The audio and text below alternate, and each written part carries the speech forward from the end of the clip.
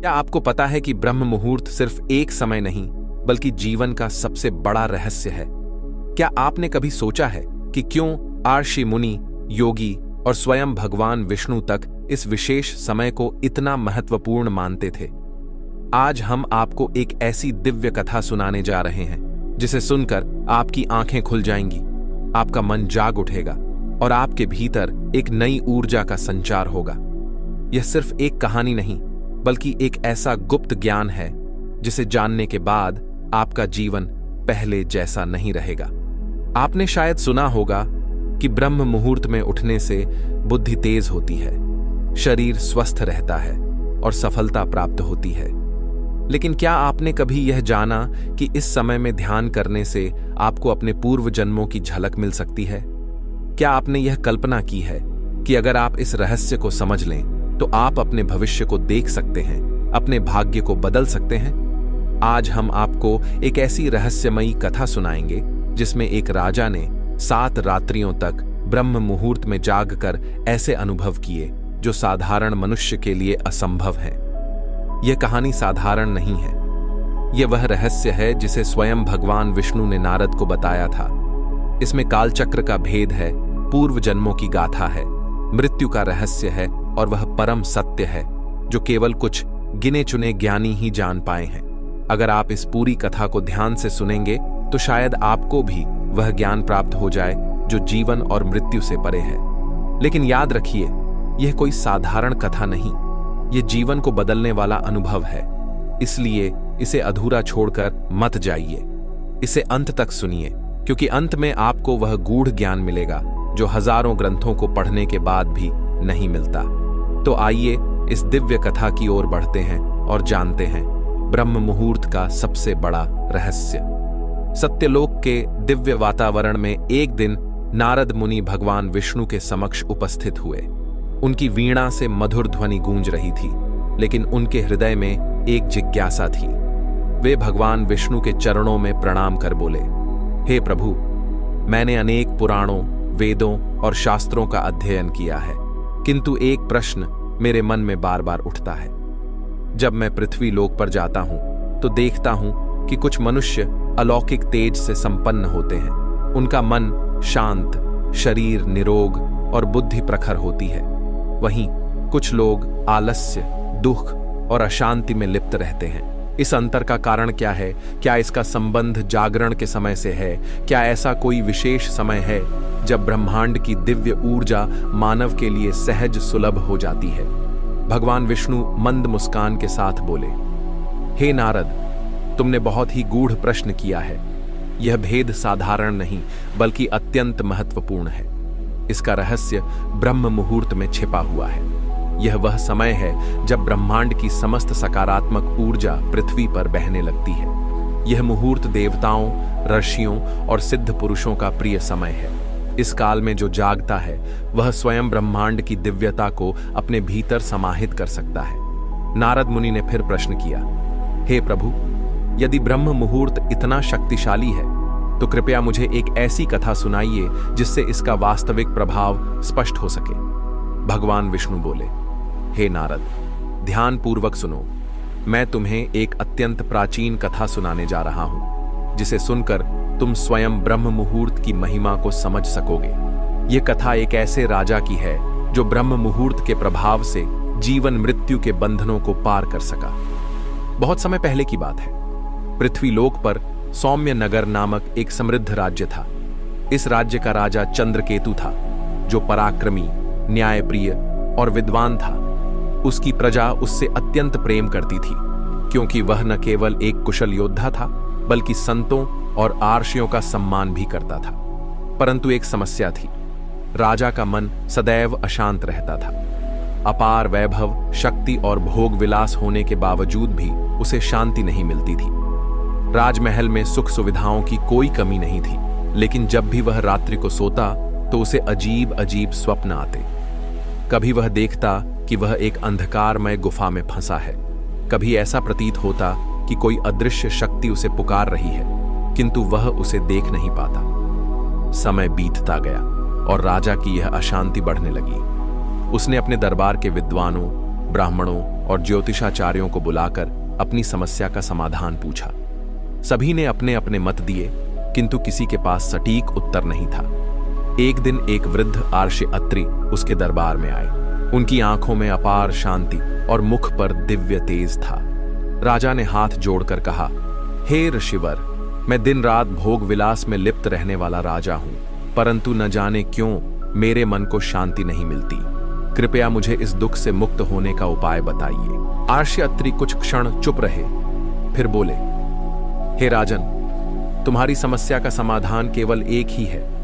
तुम्हें ब्रह्म मुहूर्त में जागने और साधना करने का अभ्यास करना होगा। यही वह समय है जब परमात्मा स्वयं अपनी दिव्य ऊर्जा इस संसार में प्रसारित करते हैं। जो इस समय का लाभ उठाता है वह अपने समस्त पापों से मुक्त होकर मोक्ष के मार्ग पर बढ़ता है। राजा चौंक उठा। उसने पहले कभी इस विषय में नहीं सुना था। उसने पूछा, हे ऋषिवर, क्या मात्र ब्रह्म मुहूर्त में जागने से मेरी समस्या का समाधान हो सकता है? यह कैसे संभव है? ऋषि मुस्कुराए और बोले, राजन, संसार में प्रत्येक वस्तु का एक निश्चित समय होता है। जैसे सूर्योदय से पहले आकाश में हल्की लालिमा प्रकट होती है, वैसे ही आत्मा के जागरण का भी एक समय होता है। यदि तुम इस समय में जागकर साधना करोगे तो तुम्हारे समस्त मानसिक क्लेश समाप्त हो जाएंगे। किंतु ध्यान रहे, केवल जागना ही पर्याप्त नहीं। तुम्हें इस समय में ध्यान, मंत्र जाप और आत्मचिंतन करना होगा। राजा ने निर्णय लिया कि वह अगली ही सुबह ब्रह्म मुहूर्त में उठेगा और आर्षि के बताए मार्ग का अनुसरण करेगा।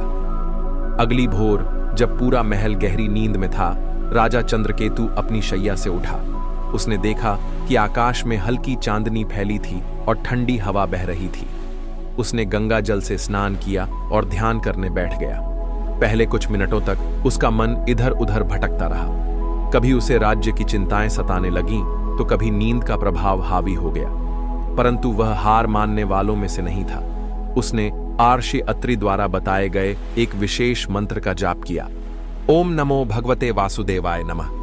कुछ ही क्षणों में उसके भीतर एक दिव्य शांति का अनुभव होने लगा।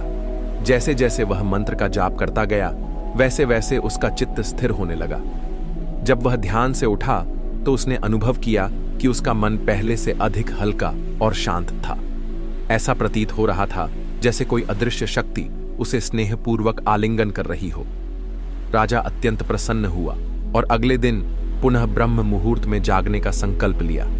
उसने आर्षि अत्रि को अपने अनुभव के बारे में बताया। आर्षि मुस्कुराए और बोले, राजन, यह तो बस प्रारंभ है। यदि तुम इसी प्रकार निरंतर ब्रह्म मुहूर्त में जाग कर साधना करते रहोगे तो कुछ ही समय में तुम्हें दिव्य रहस्यों की अनुभूति होने लगेगी। राजा चंद्रकेतु चकित था। उसने जिज्ञासावश पूछा, हे ऋषिवर, ये दिव्य रहस्य कौन से हैं? क्या मैं इन्हें समझ सकता हूं? ऋषि अत्रि ने एक गहरी सांस ली और बोले, इसका उत्तर मैं तुम्हें अगले कुछ दिनों में दूंगा, किंतु पहले तुम्हें 7 रात्रियां लगातार ब्रह्म मुहूर्त में जागकर ध्यान करना होगा। यदि तुम इस परीक्षा में सफल हुए तो तुम्हें वह रहस्य मिलेगा जो समस्त संसार के लिए दुर्लभ है। राजा ने संकल्प लिया कि वह इस परीक्षा को अवश्य पूर्ण करेगा। अगले 7 दिनों तक वह नियमित रूप से ब्रह्म मुहूर्त में उठेगा, ध्यान करेगा और आर्षि अत्रि के बताए मार्ग पर चलेगा। दूसरी रात जब राजा ने ध्यान करना शुरू किया तो उसे एक अद्भुत अनुभूति हुई। पहले तो मन में असंख्य विचार उमड़ने लगे, राज्य की सुरक्षा, प्रजा के कल्याण, भविष्य की योजनाएं। किंतु जैसे ही उसने अपनी दृष्टि को स्थिर किया और आर्षि अत्रि द्वारा दिया गया मंत्र दोहराने लगा, ओम नमो भगवते वासुदेवाय, वैसे ही उसके भीतर एक अजीब सी शांति फैलने लगी। अचानक उसे प्रतीत हुआ जैसे वह अपने शरीर से परे जा रहा है। उसका मन हल्का हो गया और उसने एक विशाल प्रकाशमयी चक्र को अपने सामने घूमते हुए देखा। वह चक्र निरंतर गतिमान था, कभी तेज कभी मंद। उसी समय उसे एक दिव्य स्वर सुनाई दिया, हे राजन, यह जो तुम देख रहे हो वह काल चक्र है। ब्रह्म मुहूर्त में ध्यान करने से साधक को काल का बोध होने लगता है। वही काल जो जन्म, मरण और पुनर्जन्म के बंधनों को निर्धारित करता है। यदि तुम इस साधना को 7 दिन तक निरंतर जारी रखोगे तो तुम्हें काल के रहस्यों की अनुभूति होगी। राजा चौंक कर ध्यान से बाहर आ गया। उसकी सांस तेज चल रही थी। लेकिन मन अत्यंत हल्का था। यह एक विलक्षण अनुभव था जिसे उसने पहले कभी महसूस नहीं किया था। तीसरी रात जब राजा ध्यान में बैठा तो इस बार वह सहज रूप से समाधि में चला गया। कुछ ही क्षणों में उसने स्वयं को किसी अन्य स्थान पर पाया। वह किसी महल में खड़ा था, पर यह उसका अपना महल नहीं था। चारों ओर दिव्य वस्त्रों से सुसज्जित लोग खड़े थे। वे उसे राजा के रूप में संबोधित कर रहे थे, लेकिन यह सौम्य नगर नहीं था। तभी एक वृद्ध ब्राह्मण उसके समक्ष आया और बोला, राजन, क्या आप अपने पूर्व जन्म को पहचानते हैं? राजा चंद्रकेतु स्तब्ध रह गया। उसने अपने चारों ओर देखा और उसे आभास हुआ कि यह कोई और समय है, कोई और जन्म। तभी दिव्य स्वर फिर गूंजा, ब्रह्म मुहूर्त में साधना करने से मनुष्य को अपने पूर्व जन्मों की स्मृति प्राप्त हो सकती है। जो साधक इस मुहूर्त में जागकर ध्यान करता है वह जीवन के रहस्यों को जानने में सक्षम हो जाता है। राजा का पूरा शरीर रोमांचित हो उठा। जब वह ध्यान से बाहर आया तो उसकी आंखें आश्चर्य से भरी हुई थीं। क्या सचमुच ब्रह्म मुहूर्त इतना शक्तिशाली है कि यह मनुष्य को उसके जन्मों का रहस्य प्रकट कर सकता है? उसे यह जानने की तीव्र इच्छा हुई कि अगले दिन की साधना में उसे और क्या अनुभव होगा। चौथी रात राजा ने जैसे ही ध्यान करना शुरू किया, उसे अपने हृदय में एक दिव्य प्रकाश का अनुभव हुआ। यह प्रकाश अत्यंत कोमल किंतु असीम ऊर्जा से भरा हुआ था। तभी एक गूंजता हुआ स्वर सुनाई दिया, हे राजन, यह प्रकाश तुम्हारी आत्मा का वास्तविक स्वरूप है। मनुष्य अपने शरीर को ही सत्य मानकर चलता है, किंतु आत्मा ही उसका वास्तविक अस्तित्व है। ब्रह्म मुहूर्त में साधना करने से आत्मा का बोध होता है। राजा का हृदय श्रद्धा से भर गया। उसने कभी नहीं सोचा था कि आत्मा का बोध इतना स्पष्ट रूप से संभव हो सकता है। पांचवी रात राजा ध्यान में बैठते ही किसी अन्य स्थान पर पहुंच गया। वहां उसने अपने ही नगर को देखा, किंतु यह नगर वर्तमान से भिन्न था। नगर के द्वार पर एक विशाल सेना खड़ी थी। सैनिक अस्त्र शस्त्रों से सुसज्जित थे और आक्रमण की तैयारी कर रहे थे। राजा भयभीत हो उठा। यह क्या हो रहा है? यह दृश्य मेरे नगर का है, किंतु यह समय तो अभी आया नहीं। तभी एक दिव्य उत्तर मिला, हे राजन, ब्रह्म मुहूर्त में ध्यान करने से मनुष्य को भविष्य के संकेत प्राप्त होते हैं। यदि तुम इस साधना को जारी रखोगे तो तुम आने वाले समय की घटनाओं को पहले ही देख सकोगे और उचित निर्णय ले सकोगे। राजा स्तब्ध था। क्या यह भविष्य का संकेत था? छठी रात ध्यान के मध्य राजा ने एक अंधकारमयी गुफा देखी। गुफा के भीतर वह स्वयं खड़ा था और उसके समक्ष यमदूत उपस्थित थे। हे राजन, देखो मृत्यु कैसी होती है। मनुष्य इसे एक अंत समझता है, किंतु यह एक नया आरंभ है। जो साधक ब्रह्म मुहूर्त में ध्यान करता है वह मृत्यु के भय से मुक्त हो जाता है। राजा ने देखा कि कैसे आत्मा शरीर छोड़कर एक दिव्य लोक में प्रवेश कर रही थी। यह एक रहस्यमयी अनुभव था। सातवीं रात जब राजा ध्यान में बैठा तो उसने एक विशाल आकाशीय मंडल देखा। उसमें भगवान विष्णु स्वयं विराजमान थे। हे राजन, ब्रह्म मुहूर्त का सबसे बड़ा लाभ यह है कि साधक को परम सत्य का साक्षात्कार होता है। यह सत्य न जन्म है, न मृत्यु, न सुख, न दुहक। यह केवल शुद्ध अस्तित्व है। अहम ब्रह्मास्मि। राजा चंद्रकेतु की आंखों से अश्रु बहने लगे। जब वह ध्यान से उठा तो उसकी आत्मा पूर्णतः बदल चुकी थी। अब वह जान चुका था कि ब्रह्म मुहूर्त केवल एक समय नहीं बल्कि आत्मा की मुक्ति का द्वार है। ऋषि अत्रि का अंतिम संदेश। अगली सुबह राजा ने ऋषि अत्रि को अपने अनुभव सुनाए। ऋषि मुस्कुराए और बोले, हे राजन, अब तुम ब्रह्म मुहूर्त का वास्तविक महत्व समझ चुके हो। यदि समस्त मनुष्य इस समय में जागकर साधना करें तो वे भी इस परम सत्य को जान सकते हैं। किंतु ध्यान रहे, यह मार्ग कठिन है। धैर्य और समर्पण की आवश्यकता है। राजा ने प्रण लिया कि वह जीवन भर ब्रह्म मुहूर्त में जागकर ध्यान करेगा और अपनी प्रजा को भी इस दिव्य ज्ञान से परिचित कराएगा। यह कथा हमें यह सिखाती है कि ब्रह्म मुहूर्त में साधना करने से मन की शांति प्राप्त होती है। कालचक्र और पूर्व जन्मों का ज्ञान होता है। आत्मा का बोध होता है। भविष्य के संकेत मिलते हैं। मृत्यु का भय समाप्त होता है। परम सत्य का साक्षात्कार होता है। जो इस रहस्य को समझता है वह जीवन मृत्यु के बंधनों से मुक्त होकर मोक्ष के पथ पर अग्रसर होता है। तो मित्रों, यह थी ब्रह्म मुहूर्त की वह रहस्यमयी कथा जिसे जानकर राजा चंद्रकेतु का जीवन बदल गया। क्या आपने महसूस किया कि यह सिर्फ एक कहानी नहीं थी, बल्कि एक दिव्य ज्ञान था जो आपके जीवन को भी बदल सकता है? अब आप जान चुके हैं कि ब्रह्म मुहूर्त केवल एक समय नहीं, बल्कि आत्मा की जागृति का क्षण है। यह वह पल है जब आप अपने भीतर छुपे रहस्यों को जान सकते हैं, अपने पूर्व जन्मों की झलक पा सकते हैं और भविष्य की झलक देख सकते हैं। यह समय केवल योगियों और सन्यासियों के लिए नहीं है, बल्कि हर उस व्यक्ति के लिए है जो अपने जीवन में उन्नति, शांति और सफलता चाहता है। लेकिन मित्रों, यह ज्ञान तभी प्रभावी होगा जब आप इसे अपने जीवन में अपनाएंगे। सिर्फ सुन लेने से कुछ नहीं होगा। क्या आप तैयार हैं? क्या आप प्रतिज्ञा करते हैं कि कल से नहीं, अभी से आप ब्रह्म मुहूर्त में उठकर इस साधना को अपनाएंगे?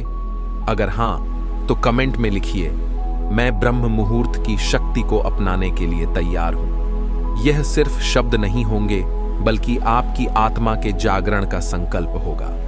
अगर आपको यह कथा पसंद आई तो इसे अधिक से अधिक लोगों तक पहुंचाइए, क्योंकि जब यह ज्ञान फैलेगा तभी अज्ञान का अंधकार मिटेगा। और अगर आप चाहते हैं कि हम इसी तरह के और रहस्यमयी और दिव्य ज्ञान से भरे वीडियो आपके लिए लाते रहें, तो इस वीडियो को लाइक करें, चैनल को सब्सक्राइब करें और बेल आइकन दबाना न भूलें, ताकि जब भी हम कोई नया ज्ञान लेकर आए वह सबसे पहले आप तक पहुंचे। हम फिर मिलेंगे एक और रहस्यमयी ज्ञानवर्धक कथा के साथ। तब तक के लिए ध्यान रखिए, जागते रहिए और अपने जीवन को ब्रह्म मुहूर्त की दिव्यता से भर दीजिए। धन्यवाद।